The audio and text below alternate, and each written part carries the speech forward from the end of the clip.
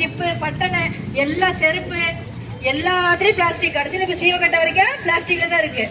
ஆனா அதை முறைப்படுத்துறப்ப பிளாஸ்டிக்கை ஒரு ஓரமா போட்டு கரெக்டா நீங்க அந்த ரீசைக்கிளிங் கொடுத்தீங்கன்னா பிளாஸ்டிக்னால பிரச்சனையே கிடையாது. ஆனா நம்ம எல்லாரும் என்ன குறை சொல்றோம், ஐயோ நம்ம பிளாஸ்டிக் இதே பண்ணக்கூடாதுன்னு வாயில தான் சொல்றோம். நிஜத்துல என்ன பண்றோம், ஒரு கடையில போய் ஒரு சாப்பாடு பார்சல் வாங்கினா எத்தனை கவர் வருது, கொடுத்த காசுக்கு மேல பிளாஸ்டிக் தான் ஜாஸ்தி வருது. என்ன பண்றோம், எல்லாத்தையும் போட்டு வேணுங்கிறத நல்லா இருக்கிறத சாப்பிட்டுட்டு மறுபடியும் எல்லா பொட்டணத்தையும் அவன் ஒன்னொன்னே தனியா கட்டி கொடுத்துருப்பாங்க. நாம என்ன பண்ணுவோம், எல்லாத்தையும் சேர்த்து ஒரே பொட்டணமா கட்டி தூக்கி போடு குப்பையில. அது அப்படியே கெட்டு போய் ஊதி பெருசாகி அது வெடிச்சு நாத்தடிச்சு 2-3 நாள் சப்போஸ் அவங்க எடுக்க வரல அப்படின்னா அதெல்லாம் என்ன வாங்க கை வச்சு எப்படி எடுப்பாங்க. இதெல்லாம் தயவு செஞ்சு சிந்திச்சு செயல்படுங்க.